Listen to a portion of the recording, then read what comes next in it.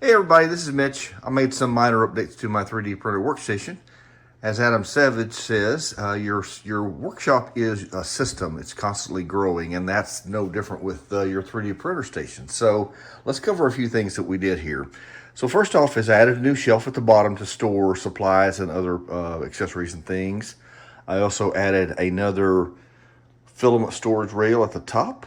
Now that one gets kind of dicey because it's so high, but I use one of those grabber things to actually put stuff up and pick it up and put it down. The biggest thing that I did was lighting.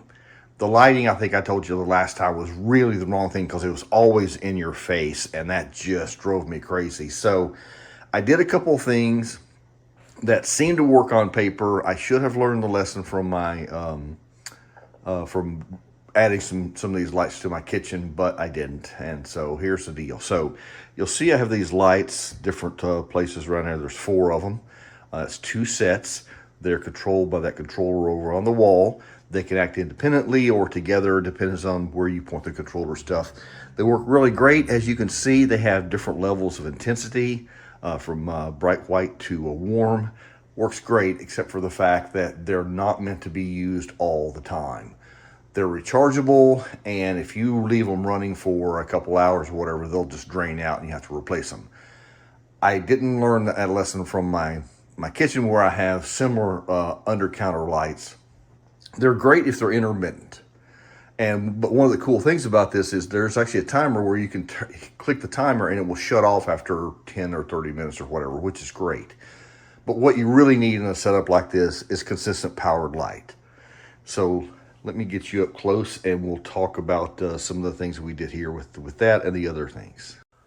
So one of the things I always had a trouble with is I did not like that I couldn't see directly into the work surface when I'm like working on the extruders and things like that. So I got this movable ring light, and I was basically just going to use it when I was working over here. And then one day I'm out here and I had left these plugged in or turned on, and they basically just ran out of battery.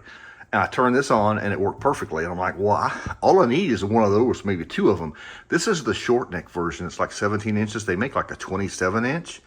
And in all honesty, I think I could put one on this side and then one over here and just power them up through the bottom.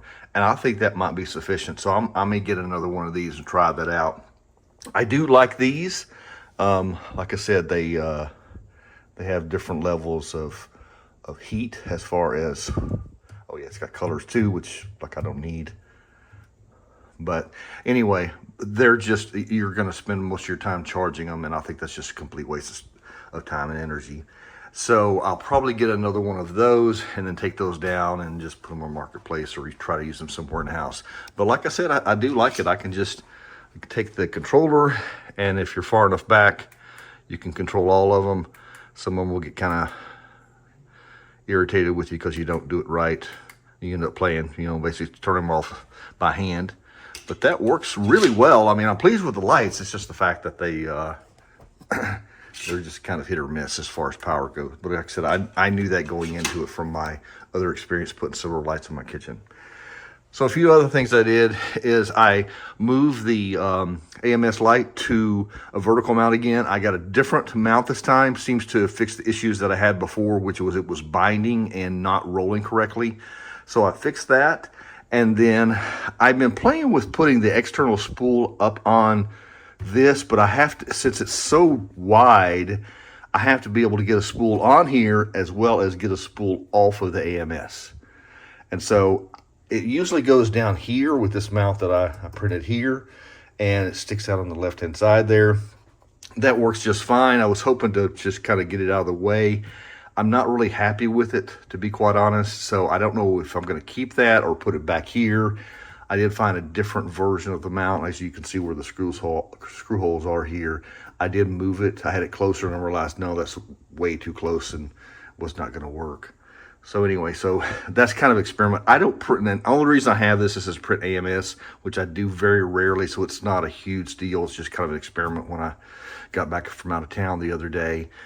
I did replace my PTFE tubes with, for one, clear, so I can see exactly the color that's in there. The gray tubes are great, but they do color and you can't tell the difference between, say, this yellow and this white. So with the clear, it's really good. And part of the reason that I got new ones is I had to cut them down to fit, because what was happening is with the standard length, they would roll up at the top and then they would get caught on this shock absorber that I have for the power cord, and it would get a Z-axis error.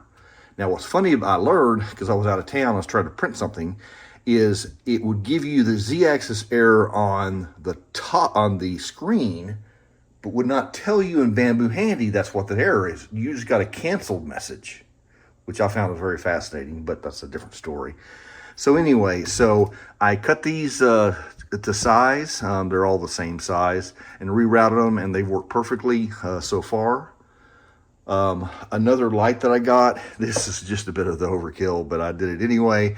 This is a magnetic light, and the idea here is you put that on there, and then it bends, as you can see. The light is right there, so if I want to work inside of my extruder, I can do that. So I got that. Like I said, that may be overkill, and that's in the wrong place, of course. But the idea here is I wanted something to look down in there, and that would really help. So that is that. I've got to figure out a good way to store it, because if you don't store it straight up and down, it falls down. Continuing on to the parts drawer and tools, etc. I have removed most of the stuff. I have new storage in my garage, so I don't have to put a bunch of stuff in there. That is not necessary to 3D printing. I printed more holders for stuff, rearranged things. I've got stuff junk, got my tools, I've got all my PFE to stuff at the back, extra parts. Here's the extruder that I took out. I was having some issues. I replaced the entire extruder motor, but I think all it is the gear inside is worn, and I kind of just replaced that, but I didn't have one. I had the whole unit. I'm gonna have a video later about what exactly I think people need for spare parts, etc. So that is about it. But yeah, so I still have room for one more unit. Now, one thing that I did notice is Bambu is coming out with a modification to the A1 where you can use the standard AMS 2 Pro or AMS to actually run your spools instead of the AMS Lite.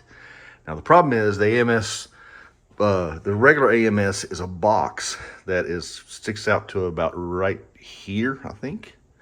I've got to model that up and see exactly how big it fits in.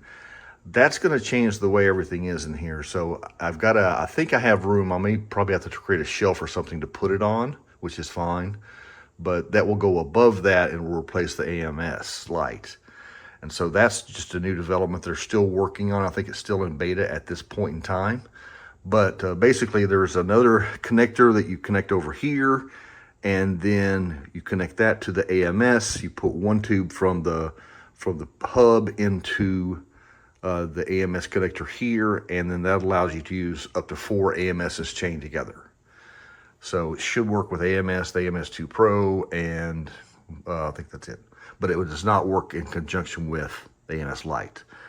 So anyway, so I'm trying to figure out if I get another printer, which I'm going to, do I just go ahead and get the AMS and then basically put it on top with a shelf or whatever. That's probably what I'm gonna do, but I can't attach it to the back where it is, where this bar is. And this bar here, by the way, this is just so where you see these black things here, these covers, that's where the studs in the wall are.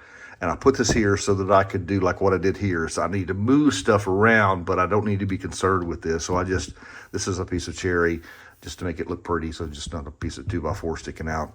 And then I just cut it to width so that it covers both of the studs in the wall. And then I can make attachment points wherever I'd like. And then over here, I just, I have these 3D printed things for my alcohol, and just double stick taped them to the bench there. So that's about it. Everything else is pretty good. I put the most least used stuff at the very top. Like I said, I have to use a grabbing bar to grab everything from up there. But kind of the way I have this organized is most of the second row is PETG. Stuff over there is actually PLA matte. All the stuff at the bottom is PLA. But I need to redo some storage so I can get everything a little bit more aligned.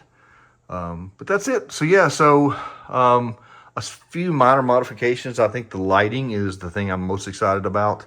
Is now I can have the lights already in here and ready to go. Like I said, I'd like these little lights because, you know, I can turn them on or off individually. I can turn them off if I get in the right place. I can turn them on and off as a group. So that's pretty good. But again, they're not meant to stay on all the time, which is probably okay. So we'll leave them here for a while and see what happens. I may, like I said, get another one of those. But that is it. So this is edition 3 of the Ultimate 3D Printer Station for my Bambu Labs A1. Hope you enjoyed it. Let me know if you got any comments. Thanks.